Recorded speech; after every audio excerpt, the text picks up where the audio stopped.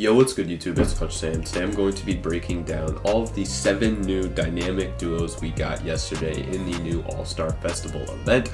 So pretty much 2K added a bunch of brand new dynamic duos into the exchange that you can exchange your All-Star event pieces for. We have 7 different ones ranging from pretty much Galaxy Opals, Dark Matters, 2 Diamonds, and Pink Diamonds. I'll start from the worst. This is going to be Jason Williams and Rafe LaFrentz. Pretty much they added 1 festival card and then 1 new one. For some of them, and then some of them are just older cards that have turned into better ones. But starting with this one, Jason Williams, Rafe LaFrentz. If you guys are on a budget and already do have this Rafe LaFrentz, it might be worth it, but you guys do end up all you have to do is exchange the cards, and I do believe you get both of these cards, so it is really nice. These first couple ones are going to be you have to exchange diamonds to get. If you're trying to get collector level, things like that, or you are on a budget, this may be worth it. I think the best one out of these is probably going to be Jason Williams and Rafe LaFrentz, because Rafe LaFrentz is a very solid stretch big every year in 2K, and he's really solid. Tim Legler and Brent Berry. This isn't going to be the best because these 2 cards pretty much came out week 1. They may have gotten pretty significant stat upgrades, but I don't think it's going to do anything great for the cards. Then we have Joe Johnson and Quentin Richardson, 2 diamonds.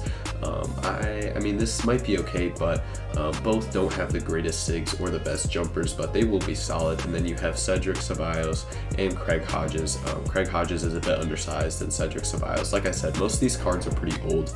I really wouldn't recommend doing any of these duos. I'd pretty much only recommend doing the Jason Williams, Rafe LaFrentz if you are trying to do any of those. And then we get to the better ones where we have Dale Ellis and Kenny Walker. Dale Ellis is a very good shooter. He is a nice jumper, but defensively, hopefully he did get a boost to his defense that will be really nice. Kenny Walker is a solid card. He's a great slasher.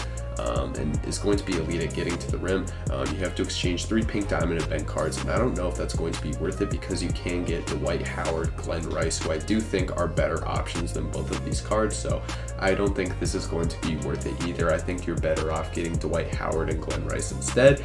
And then we have Zach LaVine and Aaron Gordon, which is a very elite option. So pretty much you can get both of these cards for the same price as Paul Pierce. Paul Pierce really isn't that great. His jumper's pretty slow. It is on very quick, so he is a solid option. But for 1 Galaxy Opal piece, you get an elite Galaxy Opal point guard, which is really nice. Zach LaVine's absolutely elite. His jumper's on quick. He has an elite snatchback, good SIGs. He's a great point guard. And then Aaron Gordon, you can just throw him as your 13th man.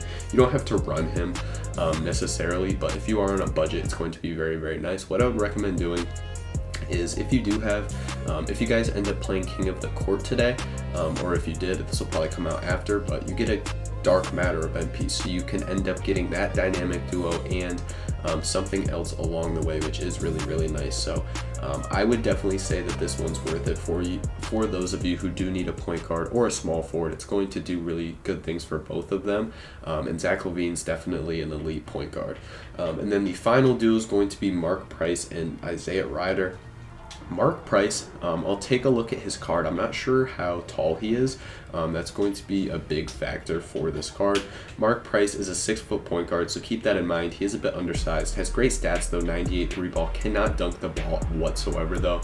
Good ball handler and decent defensively. He will get a boost to his animations. He might get a driving dunk boost, but he has solid badges.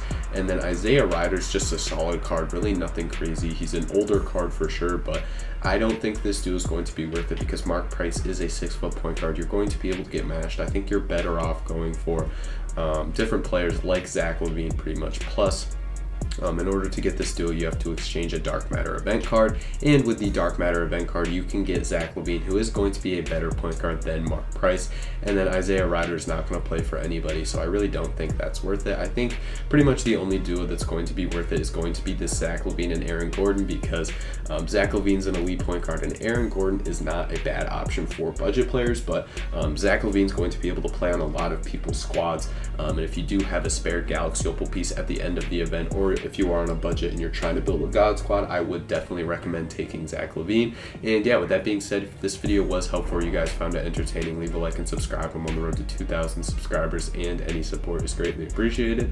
And yeah, with that being said, leave a like and subscribe, and yeah, I'm out.